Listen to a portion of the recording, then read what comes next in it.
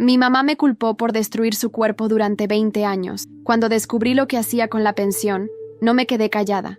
Soy una mujer de 32 años, y desde que tengo memoria, hace 20 años para ser exacta, mi mamá me culpa de haber arruinado su cuerpo después de que nací. No era solo una bromita o algo que decía en un momento de enojo. No, eso se volvió casi parte de su personalidad, una creencia que cargaba como si fuera una medalla de honor. Hablaba de eso en las reuniones familiares, mientras hacíamos las compras, hasta delante de mis amigas. Se agarraba la piel floja del vientre o señalaba las estrías en los brazos y soltaba un suspiro dramático. «Todo esto es culpa tuya, Lorena», decía. Yo tenía el cuerpo perfecto antes de embarazarme. Si la ignoraba, lo repetía. Si me reía incómoda, insistía. No había escapatoria. Mis padres se divorciaron cuando yo tenía 8 años, y el juez le dio la custodia a mi papá. Mi mamá tenía problemas con la bebida. Nada que la llevara a una clínica de rehabilitación, pero sí lo suficiente como para no poder mantener un trabajo o cuidar de una niña. El juez se dio cuenta de eso, y mi papá, aunque trabajaba todo el día, se quedó conmigo. Pero mi mamá también se llevó algo del divorcio, la pensión. Ella no trabajaba hacía años y convenció al tribunal de que era incapaz. Durante 2 décadas, mi papá ha pagado 45,000 pesos mensuales para ella. Ese dinero era para su sustento, ya que alegaba que el embarazo había destruido permanentemente su capacidad para trabajar. Por la forma en que hablaba, parecía que yo le había roto la columna vertebral, y no que simplemente había nacido. Esa era su excusa. Decía que estaba demasiado dañada como para tener una carrera, y mi papá tenía que hacerse cargo de eso de por vida. Mientras tanto, yo me partí el lomo. Trabajé mientras estudiaba en la universidad. Me gradué y conseguí un buen trabajo como asistente legal en Ciudad de México. Vivo en un departamentito sencillo, pago mis cuentas y trato de construir una vida estable. Mi mamá jamás me felicitó ni mostró interés en mi carrera. Lo único que le preocupaba era que no le pidiera dinero, porque ella no tenía nada para darme. Esa era otra cosa que siempre se encargaba de recordarme, que era pobre, que la vida había sido durísima desde que sacrificó todo para traerme al mundo. Pero hace como 5 años, algo cambió. Empezó a vestirse mejor, a usar más maquillaje, hasta apareció con unas bolsas de marca. Pensé que había aprendido a ahorrar o había descubierto tiendas de descuento. Pero luego noté otras cosas. La piel se le veía más tersa, los labios más carnosos. Toda la cara parecía diferente. Al principio negó haberse hecho cirugías, pero yo no soy ciega. Cada vez que la visitaba, había alguna novedad. Primero fue solo un botox por aquí, un retoquito por allá, pero de repente apareció con una nariz perfecta, cejas levantadas y unos rasgos sospechosamente firmes para una mujer que ya casi rondaba los 60. Ahí empecé a preguntarme cómo estaba pagando todo eso. La pensión apenas alcanzaba para el alquiler, mucho menos para un montón de procedimientos estéticos. Pero conforme fui investigando, me di cuenta de que ella estaba recibiendo regalos de varias fuentes, incluso de una amiga antigua que nunca nombraba, y un préstamo personal de un valor bastante alto, que, curiosamente, no tenía que devolver. Cuando pregunté, se puso a la defensiva. Dijo que tenía conexiones y que merecía sentirse bonita después de todo lo que había pasado. Nunca explicó de verdad de dónde salía el dinero. Entonces, en la última Navidad, mi papá y yo estábamos tomando una copa juntos, y soltó un suspiro cansado. Él tenía 58 años, todavía haciendo horas extra para poder pagar sus propias cuentas, y las de ella. Nunca se volvió a casar, nunca siguió adelante de verdad, y seguía manteniendo a una mujer que no aportaba nada desde hacía más de 20 años. Eso me marcó. Ver a mi papá tan agotado, tan resignado, me dio mucha rabia. Hace 2 meses, fui a dejarle una tarjeta de cumpleaños a mi mamá. No planeaba quedarme mucho tiempo, pero vi un montón de correspondencia sobre la encimera de la cocina. No sé por qué, pero decidí echar un vistazo. Ahí, justo arriba de todo, en letras grandes, había facturas de varias clínicas de cirugía plástica. Dudé. Sabía que estaba mal fisgonear, pero la curiosidad me ganó. Ojeé rápido mientras ella estaba en el baño. Se me aceleró el corazón al ver los montos. 800,000 pesos gastados en procedimientos en los últimos 3 años. Y no era solo que hubiera gastado todo eso. Había pagado en efectivo, en cuotas. Volví a poner todo en su lugar antes de que saliera del baño, pero mi cabeza ya no paraba. Eso no era ahorro ni dinero guardado. Era algo más grande. Más tarde, le conté todo a mi mejor amiga, Jessica. No lo pensó ni un segundo. Eso es fraude, dijo. Si tiene dinero para cirugías, tiene para trabajar. Podrías usar eso en su contra. Nunca lo había pensado de esa manera. En el trabajo, Mencioné de forma casual el tema de las pensiones a uno de los abogados. Lo planteé como si fuera un caso hipotético. Si alguien recibe pensión, pero oculta ingresos extra o miente sobre su situación financiera, ¿qué pasa? La respuesta: si se demuestra que la persona no es financieramente dependiente, la pensión puede ser cancelada. Me quedé pensando en eso toda una semana hasta que tomé una decisión. Volví a casa de mi mamá unos días después, esta vez con un plan. Mientras hablaba por teléfono, saqué discretamente el celular y fotografié todas las facturas que pude encontrar. Ya era hora de que enfrentara la realidad. Durante 20 años me culpó por arruinar su cuerpo. Ahora iba a usar esas palabras, y sus propios recibos, en su contra. Una semana después, en un sábado lluvioso, manejé hasta su condominio con las copias en mi bolso. El viaje pareció más largo de lo normal, las calles resbalosas, pero mis manos firmes en el volante. No fui ahí para discutir ni para escuchar chantajes emocionales. Fui para desenmascararla.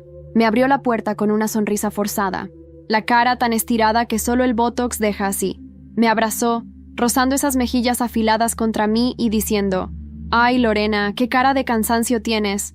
¿Mucho estrés en el trabajo?» Entré. Me sacudí la chaqueta mojada por la lluvia y enseguida noté los cambios. Un sofá nuevo de cuero arrimado a la pared, que parecía salido de una tienda de lujo, tirado de manera casual sobre el brazo del sofá, un pañuelo Gucci, con ese logo escandaloso. Mis ojos recorrieron todo el ambiente. Nueva decoración, todo pulido, velas caras que olían a spa de lujo.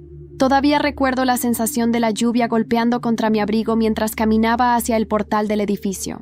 El viento de Madrid en febrero era un látigo frío que cortaba la piel, pero dentro de mí ardía un fuego que ningún temporal podía apagar. Apreté el bolso contra mi pecho, sintiendo el peso de los papeles que podrían cambiarlo todo.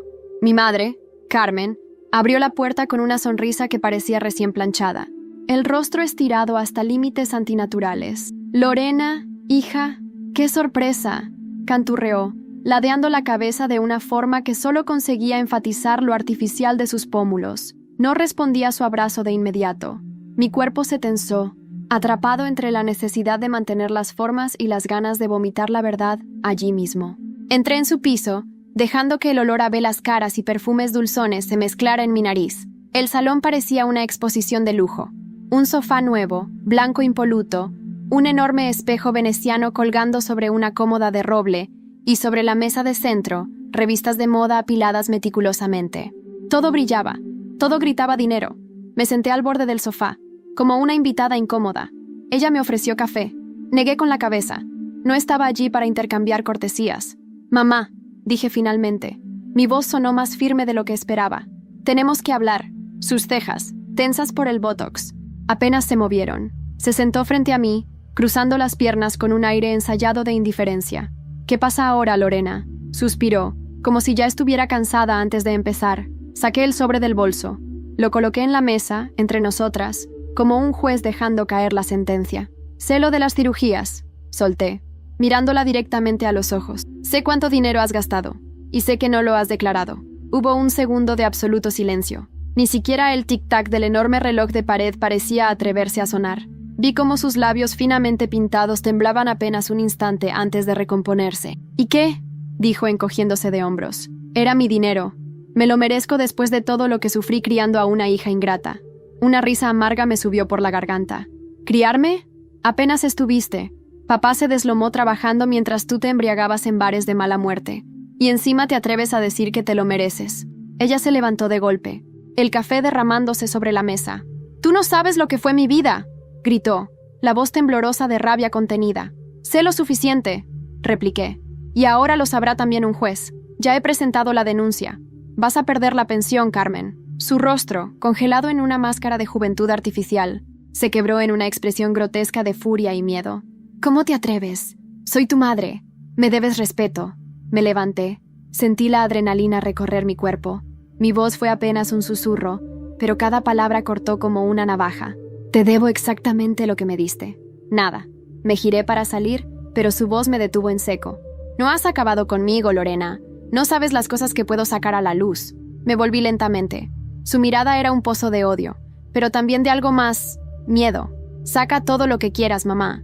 Estoy lista para la verdad», respondí, antes de cerrar la puerta de golpe tras de mí. Mientras bajaba las escaleras, El corazón me martilleaba en el pecho. No era solo el miedo o la rabia. Era la sensación intoxicante de haber tomado por fin el control de mi vida. Al salir a la calle, el móvil vibró en mi bolsillo. Un mensaje de un número desconocido. Sé lo que has hecho. Nos veremos muy pronto. Me detuve en seco, la lluvia empapándome los hombros. Un escalofrío me recorrió la espalda. No era solo mi madre la que guardaba secretos. Subí al coche temblando. No sabía si era por el frío, la adrenalina o el mensaje que aún parpadeaba en la pantalla de mi móvil. Cerré la puerta con fuerza y me quedé un momento allí, respirando hondo, tratando de recomponerme. Sé lo que has hecho. Nos veremos muy pronto. ¿Quién era? ¿Mi madre? ¿Alguien que ella había involucrado? Una parte de mí quería pensar que era solo una amenaza vacía, un último intento patético de asustarme. Pero algo en mis entrañas me decía que no era tan simple. Encendí el motor y conduje hacia casa. Cada farola que pasaba parecía mirarme como un testigo silencioso. Al llegar a mi apartamento en Lavapiés, cerré todas las puertas con doble vuelta. Dejé el móvil en la mesa y me senté en el sofá, abrazando mis propias rodillas como cuando era niña, y me escondía bajo las mantas para huir de los gritos de mi madre. No quería llamar a la policía. No todavía. Primero, necesitaba saber a qué me enfrentaba. Durante días, el mensaje me quemaba el bolsillo como un carbón encendido. Mi madre me llamaba sin parar. No respondía. Cada notificación nueva hacía que mi corazón diera un vuelco, temiendo que fuera el siguiente golpe. El viernes por la tarde, mientras trabajaba en el bufete de abogados, recibí un sobre anónimo. Me lo entregó un mensajero, sin remitente. Dentro, había copias de cartas. Cartas antiguas, algunas con mi nombre garabateado en tinta desvaída. Pero lo que me heló la sangre fue una en particular. Querida Lorena, si estás leyendo esto, es porque no he podido protegerte. La carta estaba firmada por Ana, el nombre prohibido en mi casa desde que tenía memoria. Ana, la hermana de mi madre, la mujer de la que nunca se hablaba, salvo para maldecir su existencia. Me llevé las cartas a casa, las extendí sobre la mesa como piezas de un rompecabezas. Muchas eran advertencias, relataban cosas que yo apenas recordaba. Noches en las que Ana había venido a buscarme porque mi madre no volvía a casa. Fiestas donde yo quedaba dormida en sofás ajenos mientras Carmen bebía y coqueteaba con desconocidos. La imagen perfecta que mi madre siempre había vendido, la del sacrificio, la mártir madre soltera, comenzaba a resquebrajarse en 1000 pedazos ante mis ojos. Llamé a Ana. El número estaba escrito al final de la última carta, en un trazo tembloroso pero firme. Dudé unos segundos antes de marcar. ¿Hola? Su voz sonó mayor, pero aún tenía esa calidez que recordaba vagamente. Ana, soy Lorena. Hubo un silencio tan largo que pensé que había colgado. Luego, un sollozo. Sabía que algún día llamarías, susurró. Nos citamos en una cafetería pequeña cerca del Retiro. Cuando la vi llegar, mi pecho se apretó. Era más bajita de lo que recordaba. El cabello ahora gris, pero los ojos, esos ojos castaños enormes, seguían siendo los mismos. Nos abrazamos. Fue torpe al principio, como dos desconocidas que compartían un lazo invisible, pero real. Hay tanto que tienes que saber, dijo ella, tomando mis manos entre las suyas. Me contó todo. Cómo había intentado obtener mi custodia años atrás. Cómo Carmen había mentido en los tribunales, diciendo que Ana era inestable, peligrosa. Cómo había amenazado con destruir su vida si no desaparecía. Y sobre todo, me contó el secreto más grande, que Carmen no solo había vivido de la pensión de papá, sino que también había chantajeado a otros hombres. Hombres poderosos, que ahora temían que sus nombres salieran a la luz si yo seguía escarbando. Lorena, dijo Ana, apretándome las manos, no estás luchando solo contra ella. Hay más gente interesada en que guardes silencio. Salí de la cafetería con el estómago revuelto. El cielo estaba encapotado, cargado de nubes pesadas. Una tormenta se avecinaba, literal y figuradamente. Mientras caminaba hacia casa, una figura oscura me seguía a distancia. Aceleré el paso, el corazón desbocado. En el portal de mi edificio, un sobre me esperaba pegado a la puerta. Lo abrí con dedos temblorosos. Dentro, una sola frase escrita en mayúsculas. No te metas en donde no te llaman. Esa noche no pegué ojo. Cada crujido del edificio, cada sombra proyectada por los faros de los coches en la calle, me hacía saltar de la cama. Me sentía expuesta, vulnerable, como una presa marcada en medio de una cacería silenciosa. Pasé horas sentada en el suelo, la espalda contra la puerta, el sobre amenazante aún en mis manos. Me preguntaba quién estaría tan desesperado como para intimidarme de esa manera. ¿Sería alguno de esos hombres que mi madre chantajeaba? ¿O tal vez alguien más que no podía permitirse que yo destapara la verdad? A las 6 de la mañana, incapaz de soportar más la espera, llamé a Ana. Lorena, tienes que salir de ahí, me dijo con voz urgente. No es seguro. ¿Pero a dónde voy? No quiero esconderme, respondí, sintiendo la rabia arderme bajo la piel. Hay cosas que aún no sabes. Carmen tiene aliados, personas que le deben favores. No es solo por dinero, es por poder. Me prometió explicarme todo esa misma tarde. Colgamos, y yo me obligué a actuar como si fuera un día normal. Me duché, me vestí, cogí mi bolso, pero mientras caminaba hacia el metro, una sensación de ser observada me acompañaba como una sombra pegajosa. En el trabajo, apenas pude concentrarme. Revisaba mis correos una y otra vez. Buscaba cámaras invisibles en cada esquina, hasta que, a las 3 de la tarde, recibí un correo anónimo en mi bandeja personal. ¿De verdad quieres destruir la vida de tu madre? Hay cosas que no estás preparada para saber. Adjunto, un archivo de audio. Cerré la puerta de mi despacho con llave. Me puse los auriculares y reproduje el archivo. Al principio, solo oía estática. Luego, voces apagadas, como de una grabación escondida. Si Lorena habla, todos caemos, decía una voz masculina. Ella no puede probar nada, respondía otra, que reconocí de inmediato. Era Carmen. ¿Y si Ana se mete? Sabes que esa loca no va a quedarse callada. Deja eso en mis manos. Lorena me debe la vida. Hará lo que yo le diga. Siempre lo ha hecho. Me quité los auriculares de un tirón, el estómago retorciéndose en un nudo apretado. No solo era traición, era premeditación. Mi madre planeaba manipularme incluso ahora, usando la culpa como un arma. Decidí que no podía esperar más. Salí corriendo de la oficina y fui al encuentro de Ana. Nos encontramos en el barrio de Chamberí, en una cafetería discreta. Ella ya estaba allí, esperándome con una carpeta abultada sobre la mesa. Todo lo que necesitas saber está aquí, dijo, empujándola hacia mí. ¿Qué es esto?, pregunté, sin tocarla todavía. Pruebas, documentos, grabaciones, incluso cartas. Todo lo que tu madre ha hecho estos años, y no solo contigo. Hay otros perjudicados, otras familias destruidas. Ana bajó la voz hasta casi un susurro. Lorena, tienes que decidir. Si usas esto, no solo vas a destruir a Carmen, vas a sacar a la luz una red de corrupción que llega más lejos de lo que imaginas. La miré, sintiendo que el peso del mundo caía sobre mis hombros. ¿Estaba preparada para eso? ¿Para enfrentar algo que podía salpicar a personas poderosas? ¿Para arriesgarme a ser perseguida? ¿Desacreditada? ¿Quizá peor? Ana tomó mi mano. Sea lo que decidas, no estás sola. Apreté la carpeta contra mi pecho mientras salíamos a la calle. El cielo, gris y plomizo, parecía anunciar la tormenta que se avecinaba. Llegué a casa antes de que empezara a llover. Cerré todas las persianas, puse seguros en las puertas. Me senté en el suelo del salón, la carpeta abierta ante mí. Fotos, recibos, grabaciones. Cada página era un clavo más en el ataúd de la imagen que había tenido de mi madre. No era solo una mujer herida, era una depredadora. De repente, el timbre sonó, cortando el silencio como un cuchillo. Me congelé. Nadie venía a verme sin avisar. Volvió a sonar, insistente. Me acerqué a la mirilla, el corazón golpeándome en las costillas. Era Carmen, sola, de pie bajo la lluvia, el maquillaje corrido por las lágrimas. Llevaba una bolsa en la mano. Golpeó la puerta con fuerza. «Lorena, tenemos que hablar, por favor. Hija, déjame entrar. Es importante». Me quedé paralizada, la mano temblando en el pomo de la puerta. Algo en su voz no sonaba como siempre. Había desesperación, sí, pero también miedo. Un miedo real. Y entonces lo vi. Detrás de ella, en la penumbra de la escalera, una sombra se movía. Alguien más había venido con ella. Contuve la respiración. Me pegué aún más a la mirilla, tratando de enfocar mejor. La silueta detrás de mi madre era alta, encorvada ligeramente, como si tratara de pasar desapercibida. No podía distinguir el rostro, pero algo en su postura, en esa quietud anormal, me puso todos los pelos de punta. Carmen seguía golpeando la puerta, ahora con los puños, desesperada. «Lorena, por favor, abre. Me están siguiendo». La ironía me golpeó como una bofetada. Después de años de ser yo la perseguida, la humillada, ahora ella era quien temía. Y sin embargo, algo dentro de mí, algo que aún no podía enterrar del todo, me hizo girar la llave y entreabrir la puerta, dejando el pestillo de seguridad puesto. «¿Qué quieres?», dije. Mi voz sonó fría, inquebrantable.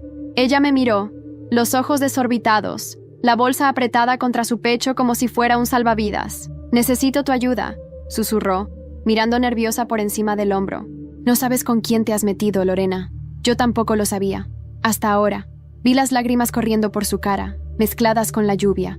Pero no eran lágrimas de manipulación, eran de terror. ¿Quién está ahí?, pregunté, fijando mi mirada en la figura que acechaba en las sombras. Ella tragó saliva. Sus labios temblaban. «Alguien a quien le debes dinero», susurró. «Mucho dinero». Mi corazón dio un vuelco. «¿Qué has hecho, mamá?» «No era solo para mí», sollozó. «Tenía deudas. Me metieron en algo que no podía controlar. No podía confiar en ella. No después de todo lo que había hecho, pero tampoco podía dejarla en la calle como una presa fácil». Maldije en voz baja y abrí la puerta lo suficiente para dejarla pasar.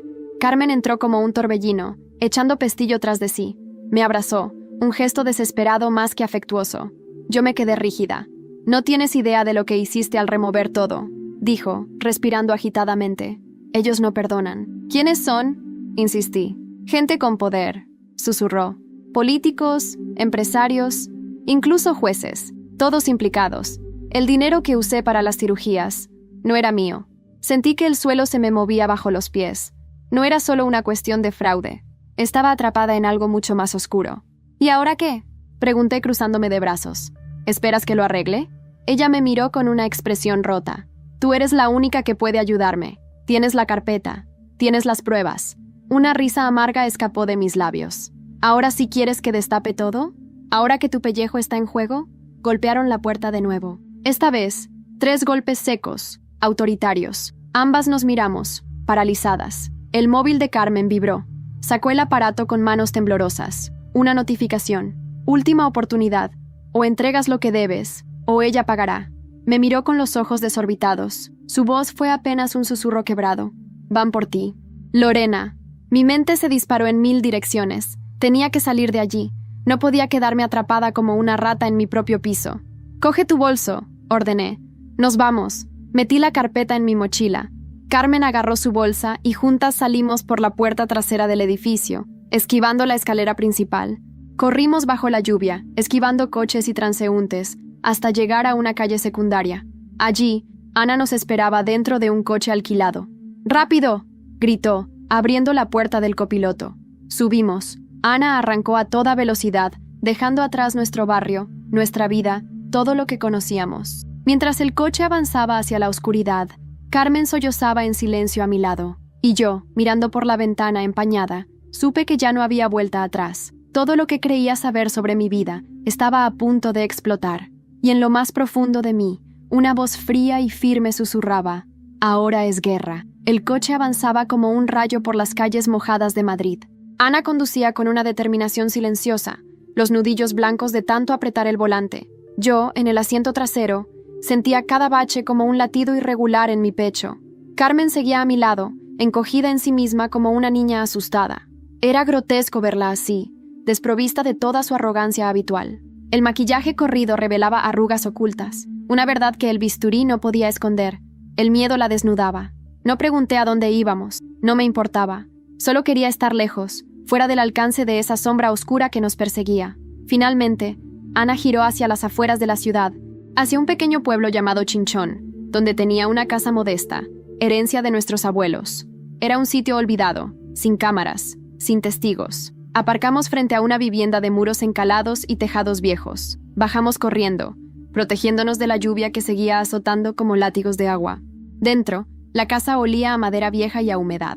Encendimos una lámpara de pie, que lanzó un resplandor cálido y tenue. Dejé caer mi mochila en el suelo, el peso de la carpeta haciéndose más presente que nunca.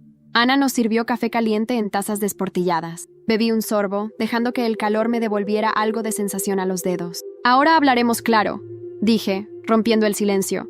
«Quiero saberlo todo, desde el principio». Ana asintió, sentándose frente a mí. Carmen, en cambio, se quedó de pie, como si estuviera a punto de salir corriendo en cualquier momento.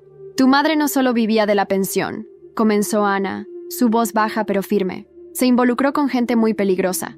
Apostadores, blanqueadores de dinero, políticos corruptos.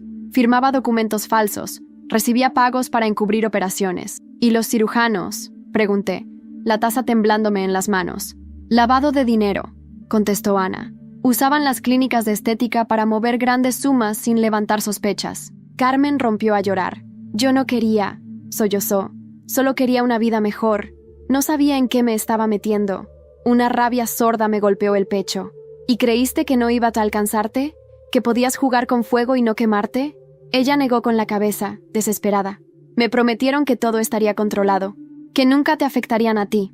Ana me miró, sus ojos llenos de algo que parecía una disculpa antigua. Lorena, hay algo más. Mi estómago se encogió. ¿Qué? Ana tragó saliva. El dinero, parte de ese dinero, también pagaba para mantener a raya a tu padre. Me quedé helada. ¿De qué hablas? Él sabía, confesó Ana. Siempre supo que Carmen estaba metida en problemas, pero aceptó no decir nada a cambio de mantener tu custodia. Temía que si ella caía, te arrastrarían con ella. El mundo se me tambaleó bajo los pies. Mi padre, el hombre que había trabajado día y noche para darme una vida, también había sido parte del silencio. Me levanté de golpe, la silla cayendo hacia atrás con un estruendo. ¿Todo fue una mentira? ¿Toda mi maldita vida? Carmen sollozaba. Ana bajaba la mirada. Yo sentía que me ahogaba en un océano de verdades podridas. ¿Qué más me ocultáis?, grité. Ana se acercó lentamente, como si se acercara a un animal herido. Lorena, hay una lista. ¿Una lista?, repetí, sin comprender. Una lista de todos los involucrados. Nombres, cuentas, pagos. Si consigues esa lista, tienes el poder de destruirlos a todos. Mi corazón latía con fuerza salvaje. ¿Dónde está? Ana vaciló. En manos de alguien que no nos quiere ver vivas. Carmen levantó la cabeza, su rostro una máscara de horror. Es Marcos, susurró. Él tiene la lista, un nombre, una amenaza concreta, algo real contra lo que luchar. La electricidad recorrió mi cuerpo. Por primera vez, la ira y el miedo se transformaron en algo nuevo. Determinación. ¿Dónde lo encuentro?, pregunté, mi voz firme como nunca. Ana intercambió una mirada con Carmen. En Toledo. Tiene una finca aislada, rodeada de seguridad privada. Me giré hacia Carmen, mi madre, mi enemiga, mi víctima. Tú nos llevas hasta él, ordené. Y esta vez, juegas en mi equipo. Ella asintió, derrotada. Mientras planificábamos el siguiente movimiento, el sonido de un coche acercándose rompió la calma. Nos asomamos por la ventana. Un todoterreno negro, sin matrícula visible, se detenía frente a la casa. La pesadilla acababa de empezar. El motor del todoterreno seguía rugiendo afuera, como un animal hambriento acechando su presa. Desde la rendija de la cortina, vi a 2 hombres bajarse del vehículo. Eran corpulentos, vestidos de negro, con gorras que ocultaban parcialmente sus rostros. No llevaban insignias visibles, no necesitaban. Su sola presencia destilaba amenaza. Mi madre jadeaba a mi lado, temblando como una hoja. Nos han encontrado, murmuró, hundiendo el rostro entre las manos. Ana cerró todas las ventanas de un golpe seco. La vi ir hacia el mueble de la entrada, sacar una vieja pistola de entre los cajones. ¿De dónde has sacado eso?, pregunté, mi voz una mezcla de asombro y pánico. Papá nunca confió en nadie, respondió mientras comprobaba el cargador. Y yo tampoco debería. El timbre sonó, agudo, insistente. Luego, golpes brutales en la puerta. Señora García, sabemos que están ahí. Abra la puerta o la echamos abajo. Mi sangre se heló. Nos miramos las 3, atrapadas como ratas en una trampa. El patio trasero, susurró Ana. Hay una puerta que da al bosque. Si corremos ahora, quizá tengamos una oportunidad. No lo dudé. Agarré la mochila con la carpeta, tiré de Carmen, casi arrastrándola, y seguimos a Ana hacia la parte trasera de la casa. Escuchábamos los golpes en la puerta principal volverse más violentos, más urgentes. La puerta del patio estaba trabada. Ana maldijo en voz baja mientras forzaba la cerradura con una vieja palanca. Finalmente, la puerta cedió, chirriando como una alarma en la noche. Salimos al jardín trasero, donde la maleza crecía salvaje y los arbustos nos ofrecían algo de cobertura. Corrimos como nunca antes. La lluvia nos azotaba la cara. El barro nos hacía resbalar, pero no mirábamos atrás. Escuché gritos, puertas rompiéndose, pasos apresurados. No éramos más que 3 siluetas desdibujadas por la tormenta, intentando burlar al destino. Llegamos a una carretera secundaria. Ana había dejado allí un viejo Citroën escondido bajo una lona. Subimos jadeando, empapadas hasta los huesos. Ana arrancó, chirriando neumáticos mientras nos alejábamos de la casa. No habíamos avanzado ni 2 kilómetros cuando vi algo en el retrovisor. Nos siguen, dije, con la garganta seca. Ana pisó el acelerador, los árboles pasando como fantasmas a los lados de la carretera. El Citroën temblaba, protestando por la velocidad, pero no teníamos elección. Detrás de nosotros, las luces del todoterreno nos acosaban como un depredador paciente. No podemos llevarlos hasta Toledo, dije. Hay que despistarlos antes. Ana asintió, sus labios apretados en una línea tensa. Llegamos a un pequeño puente de piedra. Ana giró bruscamente hacia un camino de tierra, levantando una nube de lodo que cegó momentáneamente a nuestros perseguidores. Durante unos segundos, el todoterreno desapareció de nuestra vista. ¡A la derecha!, grité, viendo un sendero oculto entre los árboles. Ana viró bruscamente. El Citroën se sacudió como si fuera a volcar, pero conseguimos adentrarnos en el bosque. Apagó las luces. Seguimos avanzando a tientas, entre la oscuridad y la niebla. Finalmente, nos detuvimos junto a un viejo molino en ruinas. Bajamos del coche, escondiéndonos entre los escombros. El silencio era absoluto, roto solo por nuestros jadeos y el latido frenético de mi corazón. Esperamos. 1 minuto. 5. 10. Nada. Parecía que, por ahora, los habíamos despistado. Ana soltó un suspiro tembloroso. No podemos seguir así, dije, mi voz ronca. Necesitamos un plan real. La finca de Marcos está cerca, dijo Ana. Si llegamos antes del amanecer, aún podemos cogerlo desprevenido. Miré a Carmen, encogida contra una pared de piedra, los ojos abiertos como platos. Tú vienes con nosotros, dije. Y si intentas traicionarnos otra vez, juro que esta vez no habrá segunda oportunidad. Ella asintió, derrotada. Me aparté un momento, necesitando respirar, aclarar mis pensamientos. Saqué el móvil, una llamada perdida de un número oculto, un mensaje de voz. Temblando lo reproduje. La voz de Marcos retumbó en mis oídos, suave, casi burlona. ¿De verdad crees que puedes ganar, Lorena? Yo decidí el futuro de tu familia hace 20 años, y te aseguro que tu historia también la decido yo. Se me cayó el móvil de las manos. La tormenta no había terminado. Apenas había comenzado. El molino abandonado parecía un refugio improvisado, pero no tardamos en darnos cuenta de que no podíamos quedarnos allí mucho tiempo. Cada sonido en la noche parecía un presagio de desgracia. El crujir de una rama, el ulular del viento, incluso el golpeteo de la lluvia contra las piedras antiguas. Ana estudiaba el mapa en su móvil, iluminada apenas por la tenue luz de la pantalla. La finca está a unos 30 kilómetros, murmuró. Pero no podemos seguir en el coche. Es muy fácil rastrearlo. Me agaché a su lado, el barro empapándome los pantalones. ¿Cómo llegamos entonces? A pie, dijo, levantando la mirada. Hay un camino de servicio que atraviesa el bosque. Nos llevará directo a los terrenos de Marcos. Suspiré, sintiendo el cansancio hundirse en mis huesos. Pero no había alternativa. Si queríamos sobrevivir, si queríamos terminar esto, teníamos que seguir adelante. Carmen protestó, su voz temblorosa. No puedo caminar tanto. No estoy en condiciones. La miré con frialdad. Deberías haber pensado en eso antes de vender nuestras vidas. Ella bajó la mirada, sin responder. Nos cubrimos lo mejor que pudimos y comenzamos a caminar, adentrándonos en el bosque. Las ramas nos arañaban la piel. Los charcos ocultos nos hundían hasta los tobillos. Cada paso era una batalla, pero el miedo nos empujaba más que cualquier motivación. Durante horas caminamos en silencio, cada uno perdido en sus propios pensamientos. Yo pensaba en mi padre, en cómo había callado, en cómo había permitido que una parte de esta pesadilla echara raíces. No podía culparlo del todo, pero tampoco podía perdonarlo tan fácilmente. Pensaba en Ana, en su sacrificio silencioso, en todo lo que había perdido por intentar protegerme. Pensaba en mí misma, en qué me había convertido. ¿Era todavía la misma Lorena que soñaba con una vida tranquila en Madrid, con una carrera y un hogar propio? ¿O ahora solo era una sombra, una cazadora de verdades prohibidas? La primera luz del alba comenzaba a teñir el horizonte de un gris pálido cuando divisamos las primeras cercas de la finca. Era enorme. Un edificio principal de piedra blanca se alzaba en medio de los campos, rodeado de jardines demasiado perfectos, demasiado simétricos. Había cámaras en las esquinas, guardias patrullando en grupos de 2. No era solo una casa, era una fortaleza.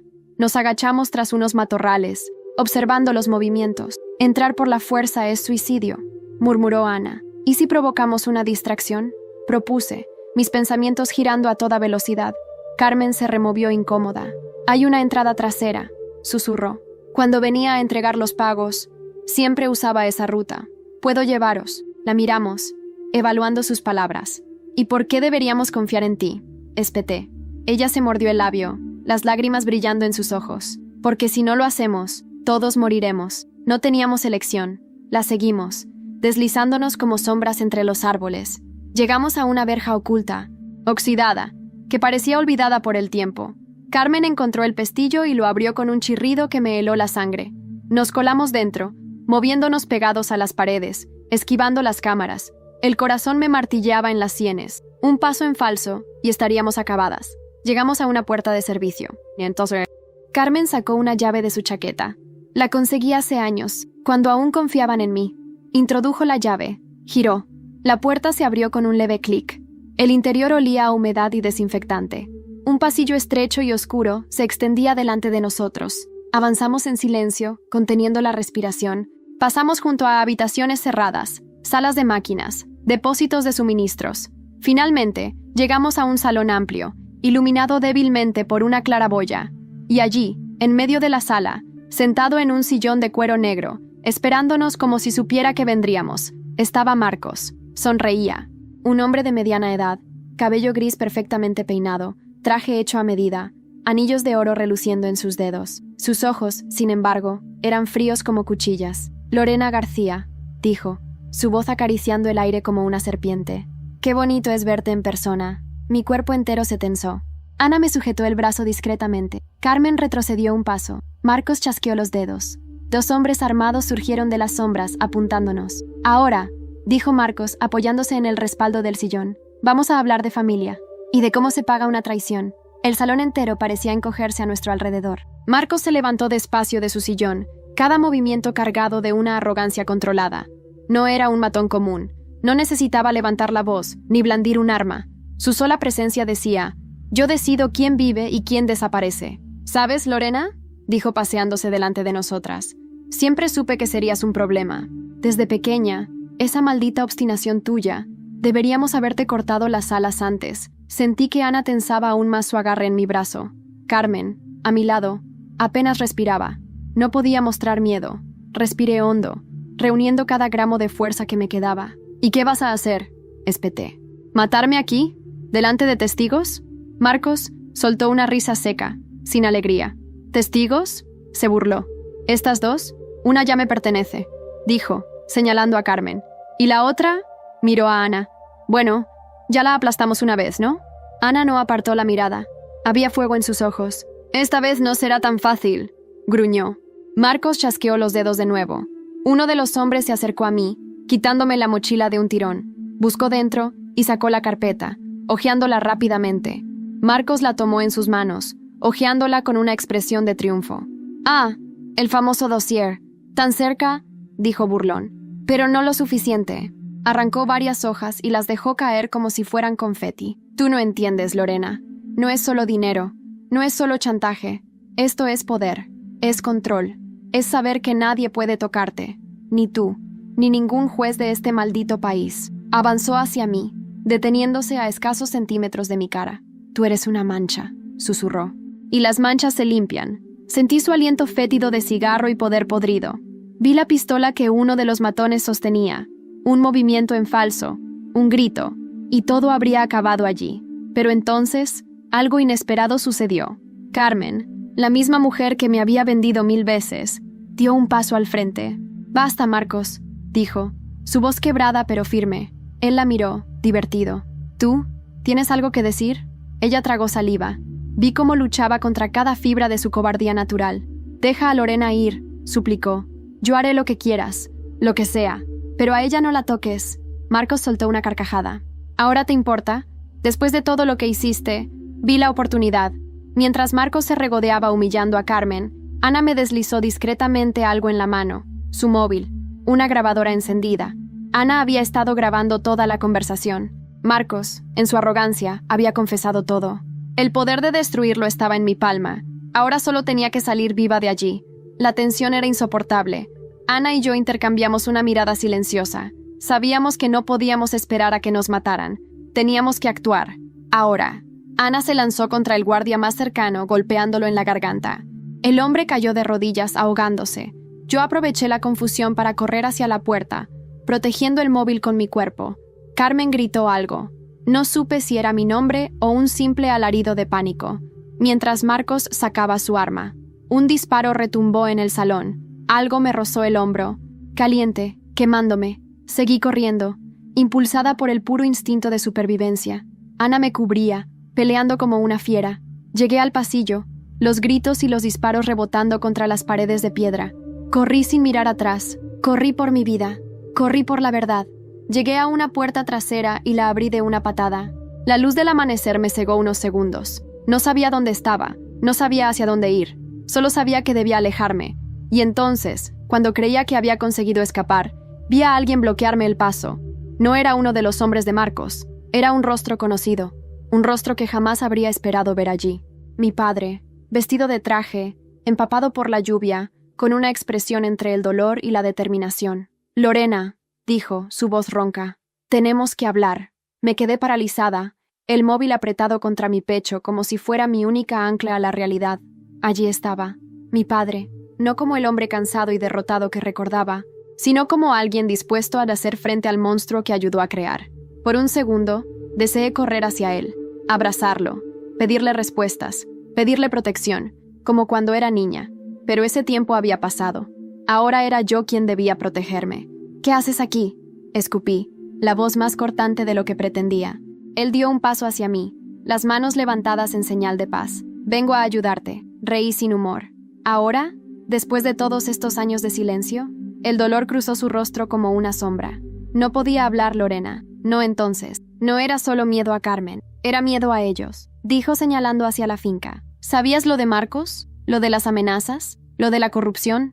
«Lo sabía todo», admitió, bajando la cabeza. «Y traté de protegerte de la única forma que supe». La rabia me nubló la vista, protegiéndome con mentiras, permitiendo que ella me destrozara emocionalmente mientras tú mirabas para otro lado.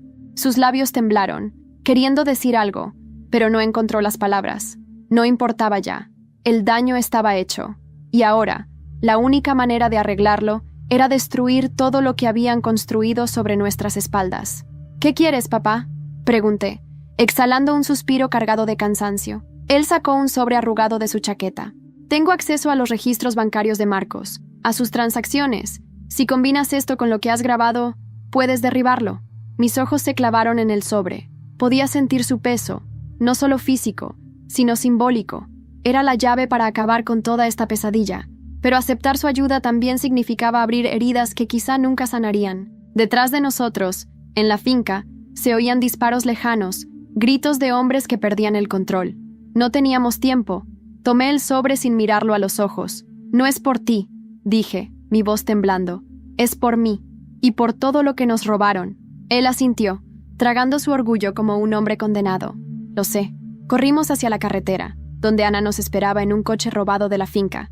Su brazo sangraba, pero sus ojos brillaban de determinación. «¿Tienes lo que necesitamos?», preguntó, jadeante. Asentí, mostrando el móvil y el sobre. «Entonces sube. Tenemos que llegar a Madrid antes de que Marcos mueva sus fichas». Carmen apareció corriendo, detrás de nosotros. Estaba sucia, herida, pero viva. «¡Esperad! ¡No me dejéis aquí!». La miré, la rabia y la compasión luchando dentro de mí. Recordé todas las veces que me había culpado, manipulado, traicionado. Recordé también que, pese a todo, era mi madre. Ana abrió la puerta trasera de mala gana. Carmen subió, sollozando. Arrancamos a toda velocidad, dejando la finca y todo su horror atrás. El viaje a Madrid fue una tensión insoportable. Cada coche que nos adelantaba, cada sirena a lo lejos, hacía que me encogiera en el asiento. Sabíamos que Marcos no se rendiría tan fácilmente. Cuando entramos en la ciudad, Ana nos llevó directamente a un contacto suyo, una periodista de investigación llamada Elena Martín. Elena nos recibió en un pequeño café en Malasaña, con las persianas bajadas y el portátil abierto. «Tenéis exactamente una oportunidad», dijo sin preámbulos. «Una vez que esto salga, no habrá marcha atrás». Le entregamos la grabación, los registros bancarios, toda la evidencia. Ella tecleaba furiosamente, enviando archivos, preparando artículos, alertando a sus contactos. Yo apenas podía respirar. Sabía que lo que venía después sería una guerra, no solo contra Marcos, contra todo un sistema podrido. Una hora después, mientras bebíamos un café amargo en silencio, los teléfonos comenzaron a sonar. Notificaciones, mensajes, noticias. Empresario toledano acusado de corrupción y blanqueo de capitales. Red de extorsión destapada en Madrid. Implicados políticos y jueces. El nombre de Marcos aparecía en todas partes. Las piezas comenzaban a caer. El monstruo estaba siendo expuesto. Miré a Ana, a Carmen, a mi padre, cada uno con sus cicatrices, sus errores, sus secretos. Pero ahora, por fin, la verdad salía a la luz. Sonreí, por primera vez en mucho tiempo. No era una sonrisa de alegría, era una sonrisa de guerra ganada. Y entonces, mientras nos felicitábamos en susurros, recibí un último mensaje, una sola frase. Esto no ha terminado, Lorena. La verdadera batalla apenas comienza. Los días siguientes fueron un torbellino. No dormí. Apenas comí. Vivía pegada al móvil, a las noticias, a las llamadas de Elena, a los mensajes de apoyo de desconocidos y las amenazas de números ocultos. El escándalo estalló como una bomba en toda España. La red de corrupción de Marcos salpicaba a empresarios, jueces, políticos, incluso a médicos reconocidos. Su caída fue rápida, brutal, como un castillo de naipes soplado por la verdad. Vi imágenes de su detención en Toledo. Lo sacaron esposado, con la cabeza alta, como un general derrotado que aún se niega a aceptar la vergüenza. Me hubiera gustado decir que sentí satisfacción, pero lo que sentí fue vacío. No había victoria capaz de devolverme los años robados, las cicatrices invisibles. Aún así, era un comienzo. Mi madre, Carmen, no salió ilesa de todo esto. Aunque no fue condenada penalmente, alegaron manipulación y amenazas por parte de Marcos. Su reputación quedó destruida. Los pocos amigos que le quedaban le dieron la espalda. Tuvo que vender lo poco que le quedaba para pagar deudas ocultas. Terminó viviendo en un pequeño piso de protección oficial en las afueras de Madrid. De vez en cuando me llamaba, nunca para pedirme perdón, solo para llorar, para recordarme que la soledad era un castigo peor que la cárcel. No sé si algún día podré perdonarla del todo. Por ahora, prefería el silencio.